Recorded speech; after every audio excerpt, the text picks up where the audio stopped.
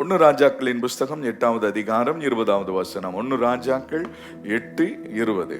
இப்போதும் கர்த்தர் சொல்லிய தம்முடைய வார்த்தையை நிறைவேற்றினார்.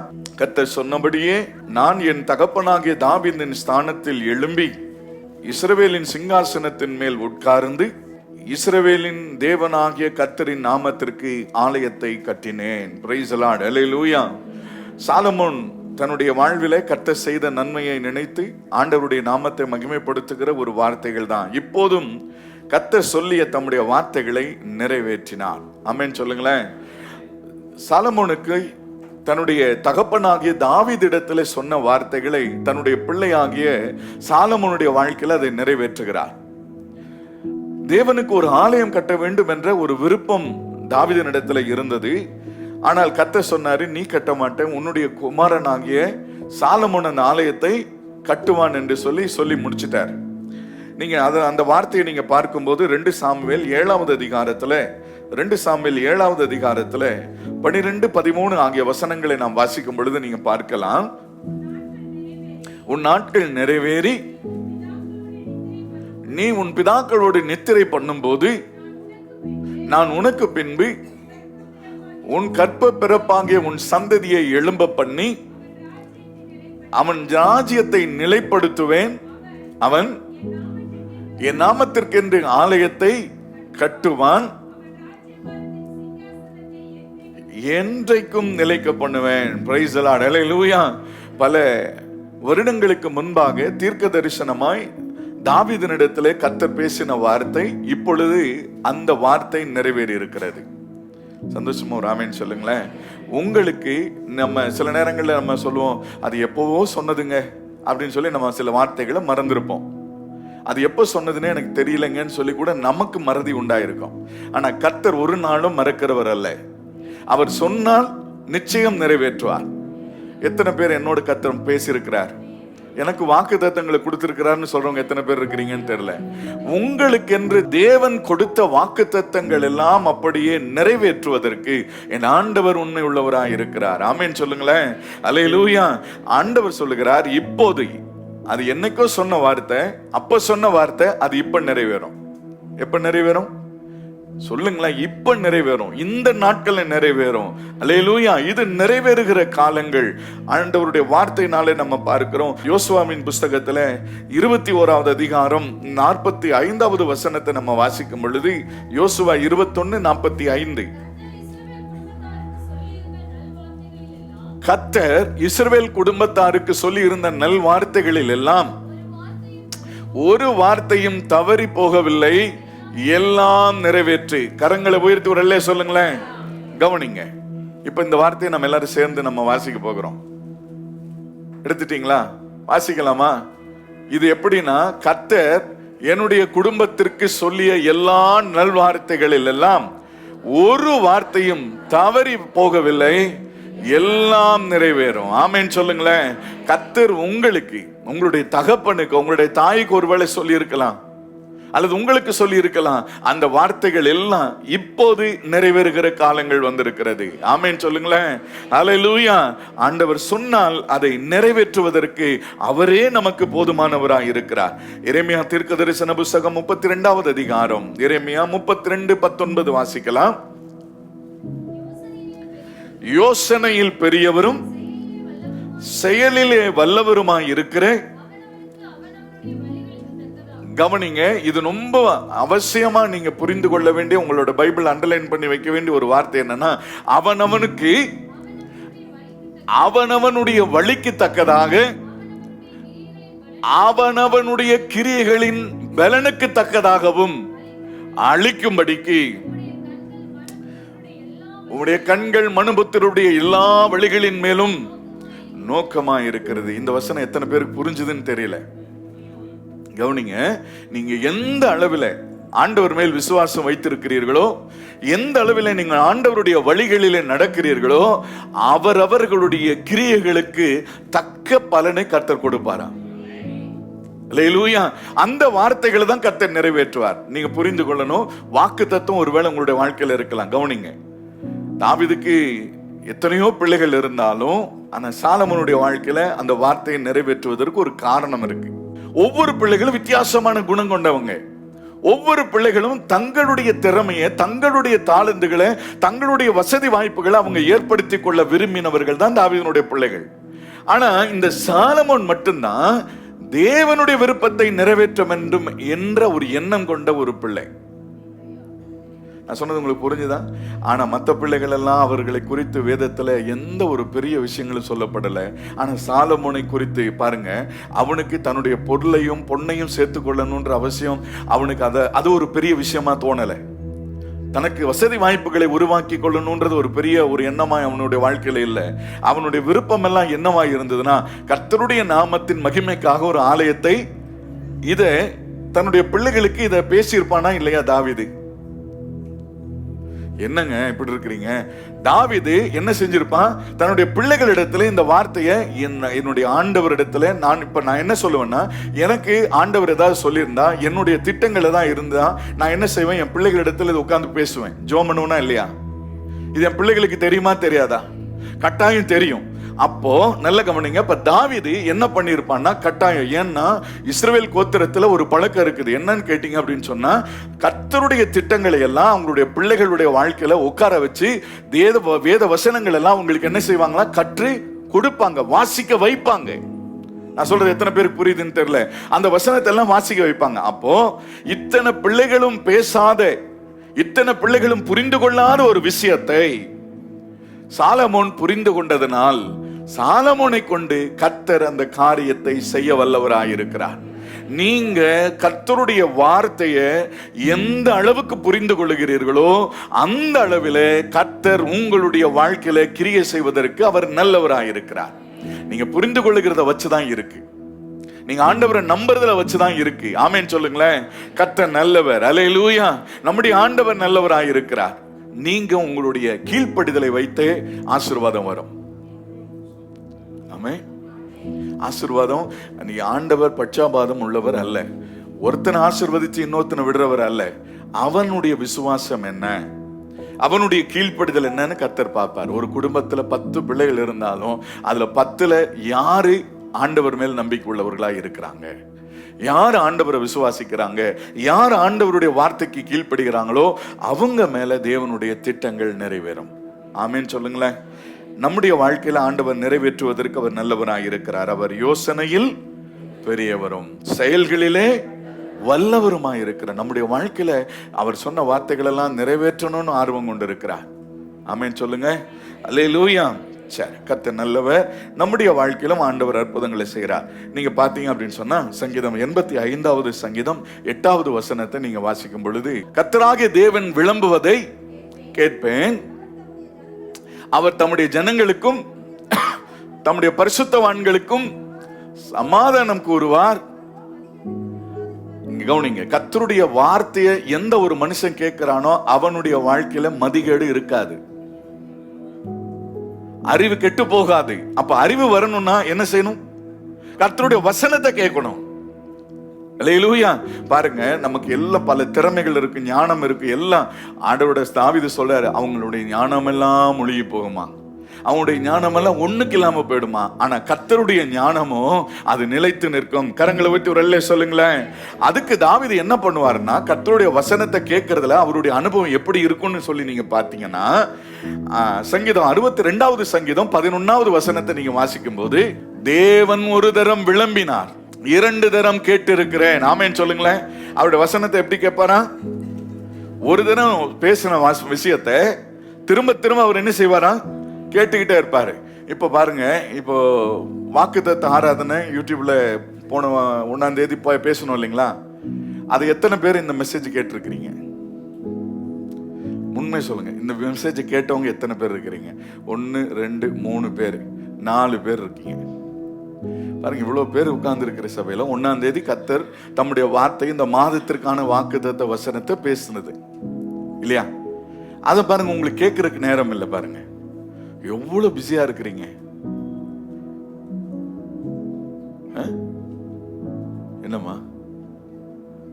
ஓ, வந்தவங்களை பத்தி நான் சொல்லல. கர்த்தர் நல்லவர். தாவீது என்ன செய்கிறார்னா, ஒரு தரம் பேசினதை 2 தரம் கேட்டு இருக்கிறேன். திரும்பவும் அந்த வசனத்தை, அந்த வாழ்வழிக்கிற அந்த வசனத்தை திரும்ப திரும்ப கேட்கறதுனால அவருடைய வாழ்க்கையில பலன் உண்டாகிறது. ஆமென் சொல்லுங்களேன். அந்த வசனத்தை கேட்க கேட்க கேட்க, படிக்க படிக்க படிக்க நம்முடைய வாழ்க்கையில ஒரு பெரிய மாற்றம் வருகிறது. நீங்க நம்புறீங்களோ இல்லையோ தெரியல, நான் உங்களுக்கு ஒரு விஷயத்தை சொல்றேன். உங்களுடைய நீங்க எந்த அளவுக்கு நீங்க வசனம் வாசிக்கிறீங்களோ அந்த அளவுக்கு உங்களுடைய உடல் சுகம் உண்டாகும். ஏன்னா அவர் என்ன செய்வார், வசனம் அவருடைய வாழ்க்கையில, நம்முடைய வாழ்க்கைக்குள்ள போகும்போது நம்முடைய சரீரத்தினுடைய எல்லா உறுப்புகளும் பலனடையும். இதுக்கு ஒரு உதாரணத்தை நான் சொல்றேன், நான் நீங்க கவனிச்சு கொள்ளுங்க. உடன்படிக்கை பெட்டிக்குள்ள ஆலயத்துக்கு எதுக்கு வர்றோம், எதுக்கு கர்த்தருடைய வார்த்தை கேட்கிறோம் அப்படின்னா, மன்னா பற்றி ஆண்டவர் சொல்லும் போது வெளியே வச்சா அது என்ன செய்யும், கெட்டு போகும். ஆனா உடன்படிக்கை பெட்டிக்குள்ள வச்ச மண்ணா காலத்துக்கும் கெடாது. ஆரோனுடைய கோல் வறண்ட கோல் இப்பொழுது எப்படி இருக்கு, துளிர்க்குது. எங்க துளிர்த்துச்சு, பெட்டிக்குள்ள இருக்கும்போது அவருடைய பிரசன்னத்துக்குள்ள உண்மையா உட்கார்ந்து கர்த்தருடைய வார்த்தையை யார் எதிர்பார்ப்போடு கேட்டுக்கொண்டிருக்கிறீர்களோ அவர்களுடைய வாழ்வை கர்த்தர் துளிர்க்க பண்ணுவார். ஆண்டவருடைய வசனம் சொல்லுது, உன் சுக வாழ்வு துளிர்க்கும். அப்ப கர்த்தருடைய வசனத்தை நீ கவனமா கேட்க கேட்க உன்னுடைய வாழ்க்கையில அற்புதம் ஆரம்பிச்சிடும். அல்லேலூயா. இப்ப நம்ம இன்னும் பிரச்சனை ஆண்டவர்கிட்ட கிடையாது, நம்ம கிட்ட தான் இருக்கு. நாம கவனமா கேட்கும் போது அந்த உயிர்ப்பிக்கிற வல்லமை தேவனிடத்திலிருந்து புறப்பட்டு வரும். நம்முடைய ஆண்டவர் எப்படின்னு கேட்டீங்கன்னா, ஒரு டைம் சொல்லிட்டு விட்டுறவர் அல்ல. ஒரு டைம் வாக்குத்தத்தம் சொல்லிட்டாரு, அதை அப்படியே விட்டுறவர் அல்ல. ஆபிரகாமுக்கு சொன்னாரு, 11 வருஷம் கழிச்சு திரும்ப வந்து ஞாபகப்படுத்துவார். அல்லேலூயா. திரும்ப வந்து ஆண்டவர் 3 முறை திரும்ப திரும்ப திரும்ப திரும்ப ஆபிரகாமோடு என்ன செய்ய ஆரம்பித்தார்னா, நான் உன்னை பெரிய ஜாதி ஆக்குவேன், உன் சந்ததியை பெருக பண்ணுவேன் என்று சொல்லி திரும்ப திரும்ப அதே வார்த்தையை பேசிக்கிட்டே இருப்பார். அப்ப கர்த்தருக்கு வேற வேலை இல்லைன்னு நினைக்கிறீங்களா? ஏன்னா வாக்கு தத்தங்கள் நமக்கு சொல்லி 25 வருஷம் ஆயிடுச்சு, 10 வருஷம் ஆயிடுச்சு, இவ்வளவு வருஷம் ஆயிடுச்சேன்னு சொல்லி நமக்குள்ள ஒரு சோர்வு வரும். இது நடக்குமா நடக்காதா ஒரு கேள்வி வருமா இல்லையா? ஆண்டவர் அதனாலதான் என்ன சொல்ற, நேரம் இல்லை வசனங்களை சொல்லுவேன். என்ன பண்றாருன்னா, திரும்ப வந்து 11 வருஷம் கழிச்சு வந்து திரும்ப பேசுறாரு, நான் உன்னை பெரிய ஜாதி ஆக்குவேன். அல்லேலூயா. அப்ப ஆண்டவர் அவரே வந்து ஒரு முறை சொன்னதை திரும்பவும் என்ன செய்றாரா, சொல்லுகிறாராம். அப்போ நாம ஒரு முறை இந்த வசனத்தை கேட்டேன், இந்த பிரசங்கத்தை கேட்டேன், திரும்ப நான் கேட்க மாட்டேன்னு தீர்மானம் பண்ணக்கூடாது. ஒரு முறை கேட்டேன், திரும்ப திரும்ப கர்த்தர் பேசினது 2 முறை என்ன செய்வேன், நான் கேட்டுக்கொண்டே இருப்பேன் என்று சொல்லி தீர்மானம் பண்ணினார். கர்த்தர் அவருடைய வாழ்வை ஆசீர்வதித்தார். சங்கீதம் 105வது சங்கீதத்துல நீங்க வாசிக்கும் போது நீங்க 17, 18, 19 ஆகிய வசனங்களை வாசிங்க. அவர்களுக்கு முன்னால் ஒரு புருஷனை அனுப்பினார், யோசேப்பு சிறையாக விற்கப்பட்டான். கவனிங்க, இப்போ யோசேப்புக்கு ஒரு தரிசனம் இருக்கிறது. யோசேப்பு கிட்ட கர்த்தர் சொன்னாரு, உன்னுடைய மற்ற சகோதரர்கள் எல்லாரும் உன்னை என்ன செய்வாங்க, தாழ விழுந்து வணங்குவார்கள். அதோடு மாத்திரமல்ல, உன் தாயும் தகப்பனும் வந்தும் கூட என்ன செய்வாங்க, உனக்கு முன்னாடி நிப்பாங்க அப்படின்னு சொல்லி ஒரு தரிசனத்தை காண்பிச்சுட்டார். ஒரு சொப்பனத்தை அவர் பார்த்துட்டார். பார்த்த சொப்பனம் இப்ப அவர் எங்க கொண்டு போயிருக்குன்னு பாத்தீங்க அப்படின்னு சொன்னா, அவருக்கு முன்னாலே ஒரு புருஷனை அனுப்பி என்ன செய்தாரா, யோசேப்பு சிறையாக விற்கப்பட்டான். கவனிங்க, கர்த்தருடைய வார்த்தை மட்டும் நம்ம எப்படி நடத்தும் என்று சொன்னால், அப்படியே சொன்ன அந்த செகண்ட்லயே நிறைவேறாது. அது எப்படி நடத்துனா, அடுத்த வசனத்துல நீங்க வாசிக்கும் போது, அவன் கால்களை விலங்கு போட்டு ஒடுக்கினார்கள், அவன் பிராணன் இரும்பில என்ன செய்தான், அடைக்கப்பட்டிருந்தது. கர்த்தர் சொன்ன வார்த்தை நிறைவேறும் அளவும் அவருடைய வசனம் அவனை என்ன செய்தான், புடமிட்டது. புடமிட்டது என்று சொல்லப்பட்டிருக்கிற மறுமொழி என்னன்னு கேட்டீங்கன்னா, அவனுடைய வசனம் அவரை என்ன செய்து உருவாக்கினது. ஆமென் சொல்லுங்களேன். அப்போ கவனிங்க, எந்த ஒரு மனிதனுக்கும் ஆண்டவர் தம்முடைய வார்த்தையை கொடுத்திருப்பார். வாக்குத்தத்தம் எல்லாருக்கும் இந்த பைபிள். இங்க நல்லா உங்களுக்கு ஒரு விஷயத்த சொல்றேன். இப்ப நீங்க பைபிள் எடுத்து நீங்க படிக்கிறீங்க, ஆண்டவரை இந்த வார்த்தை எனக்கு தான் சொல்லி நீங்க தீர்மானம் பண்ணிட்டீங்க. ஏதோ ஒரு வசனம் உங்களுக்கு பிடிச்சிருச்சு. இன்று சகல இஸ்ரவேலுடைய கண்களுக்கு முன்பாக நான் உன்னை என்ன செய்வேன், மேன்மைப்படுத்தன்னு ஒரு வசனம் உங்களுக்கு புரிஞ்சிருச்சு இல்ல? அதுதான் உங்களுடைய வாக்குத்தத்தம். நீங்களே எடுத்துட்டாலும் சரி, ஆனா அந்த வார்த்தையில ஒரு வல்லம் இருக்கு. அந்த வார்த்தை, ஆண்டவர் இது எனக்காக பேசினதா ஆண்டவரே, இந்த வார்த்தையை நான் நம்புறேன், விசுவாசிக்கிறேன், என்னை எல்லாருடைய கண்களுக்கு முன்பாக நீங்க என்ன செய்யணும், மேன்மைப்படுத்தணும். நீ ஜெபம் பண்ணினா அந்த வார்த்தை நிச்சயமா வாழ்க்கையில நிறைவேறும். அல்லேலூயா. அது நிச்சயம் நிறைவேறுவதற்கு ஆண்டவர் நல்லவராக இருக்கிறார். ஏன்னா அந்த வார்த்தையை நம்பிட்டல, அந்த வார்த்தைக்குள்ள இருக்கிற ஒரு வல்லமை உன்னை உருவாக்கிட்டே இருக்கும். இப்ப என்ன செய்யுதுன்னா, யோசேப்பு சிறையாக விற்கப்படுகிறான், குழியில போட்டாங்க. அடுத்தடுத்து அப்படியே ஒவ்வொரு ப்ராசஸ் நம்முடைய வாழ்க்கையில நடக்கும்போது நல்லா கவனித்துக் கொள்ளுங்க. நமக்கு தான் அது உபத்திரவம். நம்முடைய பார்வைக்கு எப்படி தெரியுது? கஷ்டமா தெரியுது, உபத்திரமா தெரியுது. கர்த்தருடைய பார்வையில் அது எப்படி இருக்குன்னு பாத்தீங்கன்னா, ஆண்டவர் அவனை உயர்த்துவதற்கு ஒவ்வொரு ஸ்டெப்பா கூட்டிட்டு போறாரு. புரிஞ்சுது அவங்களுக்கு? நேர குழிக்குள்ள கொண்டு போனாங்க. ஒரு குழி வந்தா அடுத்தது என்ன வரும்? ஒரு உயர்வு, ஒரு மேடு வரும். வருமா வராதா? இரவு வந்தா பகல் வரும். கட்டாயம் காலங்கள் மாறுகிறது போல நம்முடைய வாழ்க்கையில சூழ்நிலைகளும் மாறிக்கொண்டே வரும். இப்ப அடுத்தது பாத்தீங்கன்னா, நம்முடைய பார்வையில எப்படி இருந்து, யோசேப்புடைய பார்வையில இப்ப எப்படி இருக்குன்னா, குழியிலிருந்து தப்பிச்சு இப்ப எங்க போயிட்டேன், அடிமையா கொண்டு போய் ஒரு இடத்துல வச்சுட்டானுங்களே அப்படின்னு சொல்லி அவனுக்கு ஒரு வருத்தம். அடுத்தது என்ன ஒரு சூழ்நிலை ஆகுதுன்னு கேட்டீங்க அப்படின்னா, அங்கிருந்து இப்போ எங்க போயிருக்கிறான்? சிறைச்சாலைக்கு கொண்டு போயிட்டானுங்களேன்னு சொல்லி. நம்முடைய பார்வையில இதெல்லாம் சிறைச்சாலை, அடிமைத்தனம், குழி, இதெல்லாம் நமக்கு வருத்தம். ஆனா கர்த்தருடைய திட்டத்துல ஆண்டவருடைய வசனம் அவனை உருவாக்கிக்கிட்டே இருக்கு. வசனம் கொடுத்தவர் யோசேப்பை விட்டு விலகவே இல்லை. புரிஞ்சவங்க மாத்திரம் கரங்களை உயர்த்தி சொல்லுங்க. உங்களுக்கு இந்த வசனம் உங்களோடு பேசி கொண்டு இருக்குமானால், இந்த வசனத்தை நீங்க நம்புவீங்கன்னா, கர்த்தருடைய வார்த்தை சொல்லுது, கர்த்தர் யோசேப்போடு கூட இருந்தாராம். புரியுதா இல்லைங்களா? தரிசனம் தந்தவர் உங்களை விட்டுட்டு ஓட மாட்டார், உங்க கூடவே இருப்பார். அந்த வார்த்தையை எப்படியாகிலும் நிறைவேற்றணும்னு சொல்லிட்டு அவர் கவனமாய் உன்னோடு கூட உன்னை ஃபாலோ பண்ணிட்டே வருவார், உன் கூடவே இருப்பார். நீ குளிக்கல போனா அங்க இருப்பார். ஆமென் சொல்லுங்க. போர்த்திபாருடைய வீட்டுக்கு போனா அங்க இருப்பார். யோசேப்பு சொல்றான், கர்த்தர் என்ன பார்த்துட்டு இருக்கிறாரு, இந்த பொல்லாப்ப என்ன செய்ய மாட்டேன். அப்போ அவனுக்கு யோசேப்புக்கும் புரிஞ்சிருச்சு, தரிசனம் தந்தவர் என்னோடு இருக்கிறார். உங்களோடு இருக்கிறாரா? தரிசனம் தந்தவர், வாக்கு தந்தவர் உங்களோடு இருக்கிறார். நீ குழிக்குள்ள இருக்கிறேன்னு சொல்லி ஃபீல் பண்ணாத, உன் கூடவே இருக்கிறார். ஏற்ற வேளை வரும்போது, இஸ்மவேலர்கள் வரும்போது, அப்ப நீ விற்கப்படுவ. உனக்கு தெரியாது, விற்கிற ஒரு அனுபவம், உயர்த்தப்படுகிற ஒரு அனுபவம். அடுத்த ஸ்டெப் உன்னுடைய வாழ்க்கையில நீ மேல போற. நீ நினைச்சிட்டு இருக்கிற, ஐயோ அடுத்த கஷ்டம் வந்துருச்சேன்னு. அடுத்த கஷ்டம் உன்னை உருவாக்கி மேல கொண்டு போகும். அடுத்த உயர்வுக்கு நேரம் அவனை ஆண்டவர் கூட்டிட்டு போவார். இது நமக்கு புரிஞ்சுக்கிறக்க ஒரு அறிவு வேணுங்க. அல்லேலூயா. எத்தனை பேர் சொல்றீங்க, என் ஆண்டவர் எனக்கு நன்மை தான் செய்யறாரு. அன்றியும் அவருடைய தீர்மானத்தின்படி அழைக்கப்பட்டிருக்கிறவர்கள், தேவனிடத்தில் அன்பு கூறுகிறவர்களுக்கு சகலமும் நன்மைக்கு எதுவாய் நடக்கிறது. ஒருவேளை உன் வாழ்க்கையில ஏதாவது ஒரு அசம்பாவிதம் நடந்துட்டாலும், ஒரு கஷ்டம் வந்துட்டாலும், நீங்க புரிஞ்சுக்கங்க, கர்த்தர் என்ன நன்மைக்காக தான் கூட்டிட்டு போறார். உன்னை வருத்தப்படுத்தி, உன்னை கஷ்டப்படுத்தி, உன்னை அளவச்சு பார்க்கிறவர் அல்ல, உன்னை அற்புதமா மாத்தணுன்றது தேவனுடைய திட்டம். அல்லேலூயா. மற்றவங்களுடைய பார்வையில் அது கஷ்டம், என் பார்வையில் அது அதிசயம். ஆமென். நீங்க புரிந்து கொள்ளுகிற விதத்துல தான் கர்த்தர் கிரியை செய்ய போகிறாரா. நம்முடைய ஆண்டவர் நல்லவர். ஆமென் சொல்லுங்களேன். தேவன் ஒரு முறை பேசினார், 2 முறை கேட்டிருக்கிறார். அப்ப தொடர்ந்து நீங்க கேட்கணும். எசேக்கியேல் தீர்க்க தரிசன புஸ்தகத்துல 36வது அதிகாரம் 36வது வசனம், 36, 36.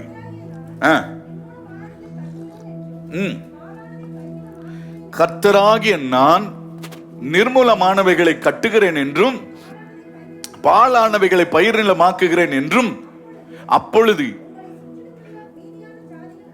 அறிந்து கொள்வார்கள், கர்த்தராகிய நான் இதை சொன்னேன், இதை செய்வேன். எப்ப செய்வார்னா, அது இப்பவே செய்கிற காலங்கள் வந்திருக்கிறது. இனி காலம் செல்லாது, இனி காலங்கள் கிடையாது. இனி ஒரு 100 வருஷம் 200 வருஷம் 300 வருஷம் இனி பூமியில வாழ போகிற நாட்கள் இனி இருக்குதான்றது எனக்கு தெரியல. ஏன்னா அவருடைய தீர்க்க தரிசனங்கள் எல்லாம் நிறைவேறி கொண்டிருக்கிற காலங்கள் வந்தாச்சு. இயேசு சீக்கிரம் வரப்போகிறார். ஆமென் சொல்லுங்களேன். அப்ப அவர் சீக்கிரம் வரும்போது உனக்கு சொன்ன வாக்குத்தத்தத்தை சீக்கிரமாய் நிறைவேற போகிறது. இப்ப என்ன செய்வார், எப்படி செய்கிறார்னு பாத்தீங்கன்னா, கர்த்தராகிய நான் நிர்மூலமானவைகளை, ஒருவேளை உங்களுடைய வாழ்க்கையில ஏதாகிலும் நிர்மூலமாக்கப்பட்ட, அவமானப்படுத்தப்பட்ட, கஷ்டப்படுத்தப்பட்ட சூழ்நிலைகள்ல நீங்க கடந்து போயிருந்தா, கர்த்தர் சொல்றாரு, நான் உன்னுடைய நிர்மூலத்தை சரி பண்ணி உன்னை கட்டுவேன் என்று கர்த்தர் சொல்லுகிறார். நிர்மூலமானவைகளை கட்டுகிறேன் என்றும் பாழானதை, பாழா போன வாழ்க்கையை செழிப்பாய் மாற்ற போகிற தேவனை கரங்களை உயர்த்தி சொல்லுங்களேன். ஹல்லேலூயா. சந்தோஷமே வர மாட்டேங்குதுங்க. தேவனுடைய வார்த்தை கேட்கும்போது உங்களுக்குள்ள ஒரு உணர்வு வரணும், இந்த வார்த்தை எனக்கானது. ஆமென் சொல்லுங்களேன். சேர்ந்து நம்ம வாசிக்கலாமா? கர்த்தராகிய நான் நிர்மூலமானவைகளை கட்டுகிறேன் என்றும் பாழானதை பயிர் நிலமாக்குகிறேன் என்றும் அப்பொழுது உங்களை சுற்றிலும் மீதியான இருக்கிற ஜாதிகள் எல்லாரும் என்ன செய்வார்கள்? அறிந்து கொள்வார்கள், கர்த்தராகிய நான் இதை சொன்னேன், இதை செய்வேன் என்று கர்த்தர் சொல்லுகிறார். அல்லேலூயா. கவனிங்க, எல்லாரும் பார்க்கிற அளவில் ஒன்று உயர்த்த போகிறாரா? அவங்க முன்னாடி தானே நீ அவமானப்பட்ட, அவங்க முன்னாடி தானே போய் நீ நின்றுட்டு இருந்த, அதே இடத்துல தான் கர்த்தர் உன்னை கொண்டு வருவார். அதே ஜனங்களுக்கு முன்னாடி கர்த்தர் உன்னை உயர்த்துவார். அது வரைக்கும் அவருடைய வசனம் உன்னை உருவாக்கிட்டே வரும். அது வரைக்கும் அவருடைய வசனம் கூட பேசிக்கிட்டே இருக்கும். பாருங்க, ஒவ்வொரு முறையும் கர்த்தருடைய ஆலயத்துல வந்து உட்காரும் போதெல்லாம் ஆண்டவர் வார்த்தைகளை சொல்லி உங்களை உற்சாகப்படுத்திக்கிட்டே இருப்பார். வார்த்தைகளை சொல்லி பலப்படுத்திக்கிட்டே இருப்பார். சில நேரங்களில் உங்களுடைய தவறுகளை சுட்டி காட்டிக்கிட்டே இருப்பார். இல்லப்பா, நீ இதை சரி பண்ணி உங்க வார்த்தை நிறைவேறும். ஆமேன்னு சொல்லுங்களேன். இதுக்கு மட்டும் நீ கீழ்ப்படிஞ்சிரு, இந்த வார்த்தையை நான் நிறைவேற்ற போகிறேன் என்று கர்த்தர் உன்னோடு பேசிக்கொண்டே இருப்பார். அதை மட்டும் நீங்க விட்டுறக்கூடாது. யாருக்கோ சொல்றாரு, நீ சிலர் பார்ப்பாங்க, சிலர் ஒரு கடினமான ஒரு வார்த்தை வரும்போது டக்குன்னு திரும்பி பார்ப்பாங்க, இது உனக்கு தான் அப்படின்னு. இல்ல, அது எனக்கு தான். இந்த பிரசங்கம் எடுக்கும்போது, ஜெபம் பண்ணும்போது நான் வரும்போது சொல்லுவேன், ஆண்டவரே எனக்காக நீங்க உணர்த்தணும். எவ்வளவோ விஷயத்த வசனங்கள் எல்லாம் ப்ரிப்பேர் பண்ணிட்டு வருவோம், இங்க வந்து நின்று டோட்டலா அப்படியே மாத்தி விட்டுருவாரு. அப்பதான் எனக்கு தெரியும், கர்த்தர் பேச விரும்புகிறது தான் நம்ம பேச முடியும். அந்த சிந்தனைக்கு அந்த வசனமே வராது. இங்க டைரியில தான் இருக்கும், ஆனா என் கண்ணுக்கு என்ன செய்யாது, அந்த வசனமே தெரியாது. ஆனா நான் வேற ஒரு வசனம் பேசிட்டு இருப்பேன், அது எதுக்கு நடக்குதுன்னு தெரியாது. ஆனா கர்த்தர் தம்முடைய பிள்ளைகளோடு பேச விரும்புகிறதை பேசுவார். இதே பிரசங்கம் 2வது ஆராதனையில பேச போறேன். ஆனா நிச்சயமா சொல்றேன், இப்போ பேசுற அதே வார்த்தைகள் திரும்ப வருமானது எனக்கு தெரியாது. அப்ப கர்த்தர் ஒவ்வொருவரும் இங்க உட்கார்ந்து இருக்கிற இந்த சூழ்நிலையில் இருக்கிறவரோடு என்ன பேச வேண்டும் என்று கர்த்தர் தீர்மானிக்கிறாரோ அதை மாத்திரமே கர்த்தர் பேசுகிறார். அதை மாத்திரமே என்னுடைய சிந்தைகளுக்குள்ள கொண்டு வருகிறார். ஆமென் சொல்லுங்களேன். கர்த்தர் பெரியவராய் இருக்கிறார். சந்தோஷமா இருக்கிறீங்களா? அல்லேலூயா. யோசுவா 3வது அதிகாரம் 7வது வசனம் நீங்க பாத்தீங்கன்னா, நான் மோசையோடு இருந்தது போல உன்னோடு இருக்கிறேன் என்றார், அறியும்படிக்கு. எப்போ? இப்போ சொல்லுங்களேன். இந்த உயர்வு எப்போ வரப்போகுது? இப்ப வரும், இந்த நாட்கள வரும், இந்த வாரத்துல வரும், இந்த மாதத்துல வரும். ஆமென் சொல்லுங்களேன். இப்ப நடக்க போகிற வார்த்தைகளை கர்த்தர் என்னோடு பேசி கொண்டிருக்கிறார். அல்லேலூயா. முதல்லாம் பல தீர்க்க தரிசனங்கள் பல வருடங்களுக்கு முன்பாக உரைக்கப்பட்டதெல்லாம் இப்போ என் பிள்ளைகளுடைய வாழ்க்கையில, என் வாழ்க்கையில அதெல்லாம் நடக்க போகுது. விசுவாசிக்கிறவர்களுக்கு அது நிறைவேறும். ஆமென் சொல்லுங்களேன். அல்லேலூயா. நம்முடைய ஆண்டவர் நல்லவர், அதை நிறைவேற்றுவதற்கு அவர் போதுமானவராக இருக்கிறார். நீங்க பாத்தீங்க அப்படின்னு சொன்னா, ரூத்தின் புஸ்தகத்துல நீங்க ஒரு காரியத்தை நான் உங்களுக்கு சொல்லுகிறேன். ரூத்தின் புஸ்தகத்துல 2வது அதிகாரம் 15, 16 ஆகிய வசனங்களை இப்ப நம்ம வாசிக்க போகிறோம். போவாஸ் தன் வேலைக்காரரை நோக்கி, அவள் அடிக்கட்டுகளின் நடுவே பொறுக்கிக் கொள்ளட்டும், அவளை ஈனம் பண்ண வேண்டாம், அவர் பொறுக்கிக் கொள்ளும்படிக்கு அவளுக்காக சில அரிகளிலே சிந்த விடுங்கள், அதட்டாது இருங்கள் என்று கட்டளையிட்டான். யாருக்காவது இந்த வசனம் ஏதாவது புரியுதான்னு தெரியல. கவனிங்க. இப்போ ரூத்து தன்னுடைய வாழ்வாதாரத்திற்காக இப்ப என்ன செய்வாங்க, அரிக்கட்டுகள் எல்லாம் அறுத்துட்டு போகும்போது சில விதைகள் எல்லாம் என்ன செய்யும், கீழே விழுந்திருக்கும். அதை பொறுக்கும் போது என்ன செய்ய மாட்டாங்க, யாரும் வேண்டான்னு சொல்ல மாட்டாங்க. ஏன்னா அது கீழே விழுந்தது ஒண்ணு அது ஏழைகளுக்காக அல்லது மற்றவர்களுக்காகன்னு சொல்லி விட்டுருவாங்க. அதை பொறுக்கி கொள்ளுகிற போது அந்த வேலையை இந்த ரூத் வந்து என்ன செஞ்சிட்டு இருக்கிறா. அதை பொறுக்கி கொண்டிருக்கும் போது அவ எவ்வளவு பொறுக்கிற முடியும்னு நினைக்கிறீங்க? அவருடைய வாழ்க்கைக்கு, அவருடைய ஆகாரத்துக்கு அது போதுமானதா இருக்காதுன்னு சொல்லிட்டு இந்த போவாஸ் பார்க்கிறார். போவாஸ் இந்த செயலை பார்த்து கொண்டிருக்கிறார். பார்த்து கொண்டிருக்கும் போது 15வது வசனத்துல நீங்க பாத்தீங்கன்னா, அவள் கதிர்களை பொறுக்கிக் கொள்ள எழுந்த போது போவாஸ் தன் வேலைக்காரரை நோக்கி, அரிக்கட்டுகளின் நடுவே பொறுக்கிக் கொள்ளட்டும், அவளை என்ன செய்யக்கூடாது, அவளை வருத்தப்படுத்த கூடாது, அவளை திட்டக்கூடாது, அவர் யாரும் என்ன செஞ்சிடக்கூடாது, கேவலமா பேசக்கூடாது. இதுதான் என்னுடைய ஆண்டவர். நம்ம என்ன பண்ணுவோம்னா, என் தோட்டத்துக்குள்ள யாரும் வரக்கூடாது, ஓடு. அப்ப அந்த போவாஸ் ஒரு மனுஷன் கர்த்தர் ஆசீர்வதிக்கிறார்னா காரணத்தை புரிஞ்சுங்க. அவனுடைய மனசு அப்படிப்பட்ட மனசு. புரியுதா இல்லையா? உங்க மனசு நல்லா இருந்துச்சுன்னு சொன்னா ஆசீர்வாதம் ஒன்று தானா வரும். ஆட்டோல பஸ்ல எண்ணம் போல வாழ்க்கை. ஆமே. தன்னை நேசிக்கிறது போல பிறரை அவனுடைய வாழ்க்கையும் குறைவாக இருக்காது. மற்றவர்களுக்கு அவன் ஆசீர்வாதமா இருப்பான். கொடுக்க எடுக்கிற என்னது இறைக்கிற கிணறு, நீ கொடுக்கணும்ன்ற ஒரு எண்ணம் உனக்குள்ள வந்துச்சுன்னா கர்த்தர் பெருக செய்வதற்கு வல்லமையுள்ளவராய் இருக்கிறார். இன்னைக்கு நம்ம என்ன செய்ய மாட்டோம், பழமொழி சொல்லுவாங்க, எச்சக்கையில காக்கா ஓட்ட மாட்டான். அதுல இருக்கிற பருக்கி அந்த காக்கா கொத்திட்டு போயிடுச்சுன்னா என்ன பண்றதுன்னு சொல்லிட்டு யோசிக்கிற ஆட்களோட வாழ்க்கையெல்லாம் ஆண்டவர் ஆசீர்வதிக்கவே மாட்டாரு.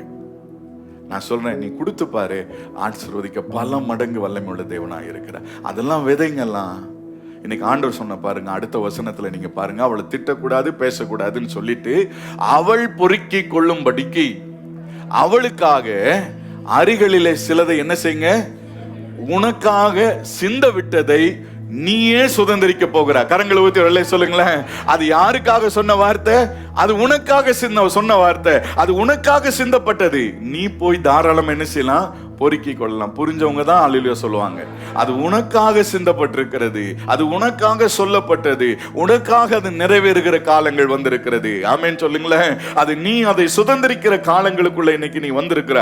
கர்த்தர் பெரியவராய் இருக்கிறார். ஆமென் சொல்லிருங்களேன். நம்முடைய ஆண்டவர் நல்லவராய் இருக்கிறார். ஆமென். அவர் என்ன செய்ய சித்தமாய் இருக்கிறாரோ அதெல்லாம் செய்வதற்கு அவர் வல்லமையுள்ளவராய் இருக்கிறார். நீங்க பாத்தீங்க அப்படின்னு சொன்னா, தம்முடைய பிள்ளைகளுக்கு ஆண்டவர் ஒரு கட்டளை கொடுத்தார். என் பரிசுத்த நாளை நீங்க என்ன செய்யணும், பரிசுத்தமாய் ஆசரிக்கணும். உன் சொந்த வேலைகளை என்ன செய்யக்கூடாது, செய்யக்கூடாது. இப்ப இது எல்லாம் சொன்ன கர்த்தர், அடுத்து நாம என்ன செய்வோம், அடுத்த நாள் சாப்பாட்டுக்கு என்ன பண்றது, நமக்கு ஒரு கேள்வி வரும்ல. பாருங்க, கர்த்தர் சொன்னார்னா அடுத்த நாளைக்கு உனக்கு என்ன தேவைன்றதையும் கர்த்தர் சொல்லுவார். புரியுதா புரியலையா? உனக்கு கர்த்தர் பிள்ளைகளை கொடுத்துட்டார்ல, அந்த பிள்ளைகளை வளர்ப்பதற்குரிய சகல பணத்தையும் ஞானத்தையும் கிருபைகளையும் கர்த்தர் தருவார். நம்புறவங்களுக்கு செய்வாருங்க. கொடுத்தவர் அவர் இல்ல. அப்ப நமக்கு தான் பயமா இருக்கு. ஐயோ, என் பிள்ளை எப்படி படிக்க வைக்க போறோன்னு தெரியலையே, என் பிள்ளை எப்படி வளர்த்த போறேன்னு. அத்தனையும் அறிந்ததுனாலதான் உங்ககிட்ட கொடுத்திருக்கிறார். நீ மட்டும் ஜெபம் பண்ணிட்டு ஆயத்தமாயிரு. கர்த்தர் சகலவற்றையும் நேர்த்தியாய் செய்ய அவரே வல்லமையுள்ளவராய் இருக்கிறார். ஆமென். அல்லேலூயா. நீங்க பாத்தீங்க அப்படின்னு சொன்னா, பரிசுத்த ஓய்வு நாளை இப்ப ஆசரிக்கணும். அந்த நாள்ல வேலை எதையும் செய்யக்கூடாது. 6 நாள் உன்னுடைய வேலைகளை நீ செஞ்சாலும் ஆயத்த நாள்ல நீ ரெடியா இருக்கணும். அதற்கான திட்டங்களை கர்த்தர் கொடுக்கிறார். யாத்திராகமத்தின் புஸ்தகத்துல 16வது அதிகாரம், யாத்திராகமத்தின் புஸ்தகம் 16வது அதிகாரம் 22வது வசனத்திலிருந்து சில வசனங்களை நம்ம வாசிக்க போகிறோம். 6ஆம் நாளிலே 2 ஓமர் வீதமாக, கவனிங்க, அந்த 5 நாளும் என்ன செய்யணும், தேவையான அளவுக்கு மட்டும்தான் எடுக்கணும். அதுக்கு மிஞ்சி என்ன செய்யக்கூடாது, எடுக்கக்கூடாது. இப்ப பரிசுத்த ஓய்வு நாளை ஆசரிக்கணும்னு சொன்ன ஆண்டவர் அடுத்த நாளைக்கு சாப்பாட்டுக்கான வழியையும் சொல்லி கொடுக்கிறார். நாம் என்ன செய்வோம், இன்னைக்கு மண்ணா கிடைக்குதுன்னு வச்சுக்கலாம், நம்ம என்ன செய்வோம், எடுத்துட்டு போய் வீட்டுல கொஞ்சம் என்ன செஞ்சுக்கலாம், பேக் பண்ணி வச்சுக்கலாம். நாளைக்கு வேணும், என் பிள்ளைகளுக்கு வேணும்னு சொன்ன நம்ம புத்தி இப்படித்தானே போகும். கர்த்தர் சொல்லுகிறார், அவரு பாருங்க, முந்தின நாள் 2வது நாள் நீ போய் என்ன செய்யலாம், 3வது நாளைக்கு எடுத்து வச்சுன்னா அது கெட்டு போகும், நாரி போகும், வீட்டுக்குள்ள குடியிருக்க முடியாது. புரியுதா உங்களுக்கு? 4வது நாள் நீ எடுத்து வைக்க முடியாது. எத்தனாவது நாள் எடுத்து வைக்கணும்னா 6ஆம் நாளிலே தலைக்கு 2 ஓமர் வீதமாக 2 தனியான ஆகாரத்தை சேர்த்தார்கள். அப்பொழுது வந்து மோசேக்கு அறிவித்தார்கள். அவன் அவர்களை நோக்கி, கர்த்தர் சொன்னது இதுதான், நாளைக்கு கர்த்தருடைய பரிசுத்த ஓய்வு நாள், ஓய்வு சுட்டு வேவித்து மீதியாய் இருக்கிறதெல்லாம் கவனிங்க. அப்போ கர்த்தர் ஒரு வார்த்தை சொன்னாருன்னா அந்த பொருள் கெடாது. கர்த்தர் வாக்குத்தத்தம் சொல்லிட்டாருன்னா என் வாழ்க்கை கெடாது. நம்புறவங்க மாத்திரம் இல்லையா சொல்லுங்க, என் பிள்ளை கெடாது. இது கர்த்தருக்குன்னு கவனிங்க. ஒவ்வொரு நாளும் உங்க பிள்ளை மேல நீங்க கை வச்சு ஜெபம் பண்ணுவீங்களா, அப்ப அந்த பிள்ளை கெடாது. சில நேரங்கள் அப்படி போற மாதிரி எல்லாம் தெரியும். ஐயோ, என் பிள்ளை எங்க ரூட்டு மாட்டேன், எவ்வளவு தூரம் போனாலும் தூக்கிட்டு வருவார். அல்லேலூயா. யோசேப்பு குழியில விட்டது போலதான் தெரிஞ்சது, ஆனா கடைசியில அவருடைய தரிசனம் மட்டும்தான் நிறைவேறுச்சு. எதுக்கு தெரியுங்களா அவ்வளவு பாடுகளை யோசேப்புடைய வாழ்க்கையில கொண்டு வந்தாருன்னா, யோசேப்பை பக்குவப்படுத்தினார். அவனுடைய மனசு இப்ப எப்படிப்பட்ட மனசா மாறிடுச்சுன்னு சொல்லி பாத்தீங்க அப்படின்னு சொன்னா, என்ன குழியில போட்டானுங்களே, இப்படியெல்லாம் கஷ்டப்படுத்திட்டான், அவனை பழி வாங்கணுன்ற மனசு இப்ப அவனுக்குள்ள இல்லை. அவனுடைய இருதயம் இப்ப எப்படிப்பட்ட இருதயமா இருக்குன்னா, என் சகோதரர்களை நான் பார்க்கணும், என் தகப்பனை பார்க்கணும், அவங்களுக்கு நன்மை செய்யறதுக்காகத்தான். அந்த வசனம் அப்படி இருக்கு, ஜீவரட்சண்யம் செய்யும்படி கர்த்தர் முன்னமே என்னை எகிப்து தேசத்திற்கு, யாராவது சொல்லுவீங்களா அப்படி? இந்த கஷ்டங்கள் எல்லாம், நான் படுற பாடுகள் எல்லாம் எதுக்குன்னு கேட்டீங்க அப்படின்னா, என் பிள்ளைகள் எல்லாம் நல்லா இருப்பதற்காக, என் உறவுகள் எல்லாம் நல்லா இருப்பதற்காக கர்த்தர் என்னை முன்னமே இந்த அனுபவத்துல கூட்டிட்டு போயிருக்கிறார். அல்லேலூயா. நம்முடைய ஆண்டவர் நல்லவர். அடுத்த வசனத்தை நீங்க வாசிக்கும் போது, வைத்து வைத்தார்கள், நாரவும் இல்லை. புரிஞ்சவங்க மாத்திர கரங்களை விட்டு உள்ளே சொல்லுங்களேன். கர்த்தர் சொன்ன ஒவ்வொரு ஆசீர்வாதமும், கர்த்தர் கொடுத்த உங்களுடைய பிள்ளைகள், கர்த்தர் கொடுத்த ஆசீர்வாதம் உன் வாழ்க்கையில நாரவும் மாறாது, கெட்டு போகவும் கெட்டு போகாது. ஆமே. இதெல்லாம் கர்த்தரால வரணும். இதெல்லாம் கர்த்தரால வந்ததுன்னு என்னைக்கு சொல்றியோ அது கெடாது. இது நான் என் பிள்ளைய படிக்க வச்சிருக்கிறேன், நான் என் பிள்ளைய வளர்த்துறேன், நான் அதை பண்றேன், இதை பண்றேன்னு அது கெட்டு போகும். கர்த்தரே என் பிள்ளைகளை வளர்க்கிறார். என்ன வசனம் சொல்லுது? உன் பிள்ளைகள் கர்த்தரால் போதிக்கப்பட்டிருப்பார்கள், அவருடைய சமாதானம் பெரிதா இருக்கும். ஆமென். அல்லேலூயா. அப்ப கர்த்தருடைய கருத்துல ஒப்பு கொடுக்கப்படுகிறது, கர்த்தருடைய வார்த்தையை வைத்து வாழ ஆரம்பிக்கிறது, ஒரு நாளும் கெட்டு போகாது. சீக்கிரம் வாசிங்க, முடிக்கலாம். அப்பொழுது மோசே, இன்றைக்கு புசியுங்கள், இன்று கர்த்தருக்குரிய ஓய்வு நாள். நேற்றைக்கு நீ பார்த்த தரிசனம், நேற்றைக்கு கேட்ட வார்த்தை, நேற்றைக்கு சொல்லப்பட்ட வாக்கு தத்தங்களை இன்றைக்கு நீ புசிக்கிற நாளிலே வந்திருக்கிறாய். புரிஞ்சவங்க மாத்திரம் இல்லையா சொல்லுங்க. அது இன்றைக்கு நிறைவேற போகிறது. ஆமென். அது இப்பொழுது நிறைவேறுகிற காலங்கள் வந்திருக்கிறது என்று ஆண்டவருடைய வசனம் சொல்லுகிறது. வாசிங்க அது தொடர்ந்து. இன்று நீங்கள் வெளியிலே காண மாட்டீர்கள், சேர்ப்பீர்களாக. உண்டாயிராது என்றார். ஓய்வு நாளுக்கு அது வராது. நம்முடைய கண்களுக்கு இது புரியாது. ஏன் இன்னைக்கு கர்த்தர் கொடுக்கல? ஆண்டவர் தான் சொன்னாரு, முந்தின நாளே என்ன செய், எடுத்து வச்சுக்கன்னு சொன்னாரு. என்ன பிளானிங்கா வேலை நடக்குது பாருங்க. உண்மையா நம்ம இதெல்லாம் நீங்க யோசனை பண்ணி பாருங்களேன். காலையில எழுந்த உடனே 6 நாளும் காலையில வீட்டை விட்டு அவங்க வெளியே வந்த உடனே அவங்க வீட்டுக்கு முன்னாடி என்ன இருக்கு? மண்ணா சுத்திலும் இருக்கு. தேவையானதை அவங்க என்ன செய்யலாம், எடுத்துட்டு வந்து வீட்டுல வச்சு அதை ரெடி பண்ணி அவங்க அப்பம் சுட்டு சாப்பிடலாம். ஆனா அந்த 7ஆம் நாள் ஓய்வு நாள் இருக்குது பாருங்க, அன்னைக்கு மட்டும் என்ன செய்யாது, வெளியே வந்து பார்த்தா ஒண்ணுமே இருக்காது. ஆண்டவர் என்ன சொன்னார்னா, முந்தின நாளே அதெல்லாம் என்ன செய், சேர்த்து வச்சுக்க. அப்போ உன்னை உண்டாக்கினவர் உனக்கு என்ன தேவை என்பதை ஆண்டவர் அறிந்திருக்கிறார். உனக்கு என்ன கொடுக்கணும்ன்றதை ஆண்டவர் அறிந்திருக்கிறார். எப்ப கொடுக்கணும்ன்றதை ஆண்டவர் அறிந்திருக்கிறார். எத்தனை பேர் அதை விசுவாசிக்கிறீங்க? அவர் குறித்த நேரத்தில், குறித்த காலங்களிலே சொன்னபடியே அவர் செய்வதற்கு அவர் நல்லவராக இருக்கிறார். ஒரு வார்த்தை முன்னாடியும் அல்ல, ஒரு வார்த்தை பின்னாடியும் அல்ல, அவர் சொன்னபடியே உன்னை நடத்துவார். அல்லேலூயா.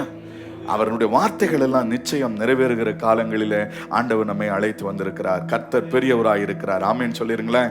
பல வருடங்களா நீங்க ஜெபம் பண்ணி கொண்டிருந்திருப்பீங்க. நான் இன்றைக்கு உங்களுக்கு ஒரு நல்ல செய்தியை சொல்றேன். அந்த ஜெபத்திற்கான பதில் இப்பொழுது வரும். ஆமென். தானியேலுக்கு சொன்னாரு. தானியேலின் புஸ்தகம் 9வது அதிகாரம் 22வது வசனம். சீக்கிரமா வாசிங்க. தானியேல் 9:22.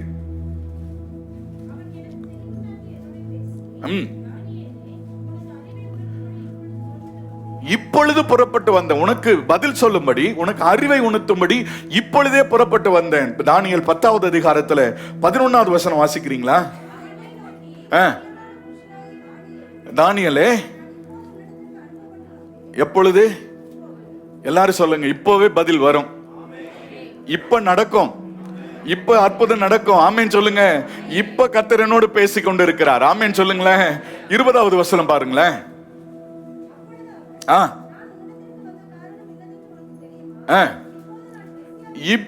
இப்போது எல்லா விஷயத்தையும் கர்த்தர் உனக்கு தெளிவா சொல்லிட்டு இருக்கிறாரு. இதுவே உன்னுடைய வாழ்க்கையில கர்த்தருடைய வசனம் நிறைவேறுகிற காலங்கள் வந்து விட்டது. நீ நீண்ட நாட்களை ஜெபம் பண்ணிட்டு இருந்தல்லப்பா, அதுக்கான பதிலை எல்லாம் கர்த்தர் இப்பொழுதே உனக்கு கொடுக்க ஆரம்பித்து விட்டார். நம்புறீங்களா? நீ நெடுநாள் காத்திருப்பது இருதயத்தை இழைக்க பண்ணும். நீ விரும்பினது இப்பொழுது வரப்போகிறது. இப்பொழுது அவனுடைய வாழ்க்கையில் அது நடக்க போகிறது. நிறைய பேருடைய வாழ்க்கையில பாருங்க, அந்த உபத்திரவம், அந்த பிரச்சனை, அந்த குடும்ப வாழ்க்கையில ஒரு பிரச்சனை வந்துச்சுன்னா நீ கவலைப்படாத. ஆண்டவர் உன்னை ஆசீர்வாதமா நடத்துவார். நீ அவரை நம்பி இருக்கிறல்ல, அவரை நம்பிட்டு இருக்கிறல்ல, அது நன்மைக்கு எதுவா நடத்துவார். பாருங்க, ஒவ்வொருத்தரையும் வித்தியாசமா நடத்துவார். ஒருத்தருக்கு ஒரு சில வியாதிகளை அனுமதிச்சிருக்கலாம், ஒரு சிலருக்கு குடும்பத்துல பிரச்சனைகளை அனுமதிச்சிருக்கலாம், இல்ல வித்தியாசமா ஏதாவது ஒண்ணு நடக்கும். ஆனா அவர் நினைச்சதை மட்டும் கரெக்டா ஆண்டவர் நடத்திட்டே வருவார். எங்கேயோ பிறந்திருப்போம், எங்கேயோ வளர்ந்திருப்போம், சம்பந்தமே இல்லாம கர்த்தர் இங்க கூட்டிட்டு வந்து உட்கார வச்சிருக்கிறாருல, அது அத்தனையும் கர்த்தருடைய திட்டம். அல்லேலூயா. அது அத்தனையுமே கர்த்தருடைய திட்டம். யாரை எங்க கொண்டு போய் வைக்கணும், எப்படி பயன்படுத்தணும், எப்படி நடத்தணும், எப்படி ஆசீர்வதிக்கணும்னு சொல்லி ஆண்டவர் ஆல்ரெடி எல்லாவற்றையும் ஆண்டவர் திட்டம் பண்ணி வச்சு அப்படியே நம்மை நடத்தி கொண்டு போகிறார். நம்முடைய ஆண்டவருக்கே மகிமை உண்டாகட்டும். அல்லேலூயா. இப்போ ஒரு வசனத்தை நம்ம வாசி நம்ம நிறைவு செஞ்சு 1 ராஜாக்கள் 8வது அதிகாரம் 20வது வசனத்தை மீண்டும் ஒரு முறை நம்ம இப்ப வாசிக்க போகிறோம். இப்போதும் கர்த்தர் சொல்லிய தம்முடைய வார்த்தைகளை நிறைவேற்றினார். கர்த்தர் சொன்னபடியே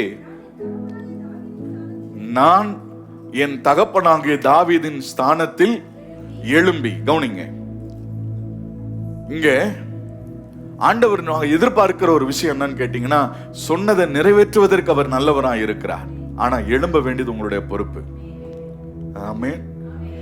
ஆண்டவர் நம்ம எழும்ப பண்ணி என்ன செய்வாரா, தம்முடைய வார்த்தைகளுக்காக நம்ம ஸ்தோத்திரம் பண்ணி ஆண்டவர் என்ன செய்வார், எழும்பி இஸ்ரவேலின் சிங்காசனத்தின் மேல் உட்கார்ந்து எழும்புகிறார், செயல்பட வைக்கிறார்.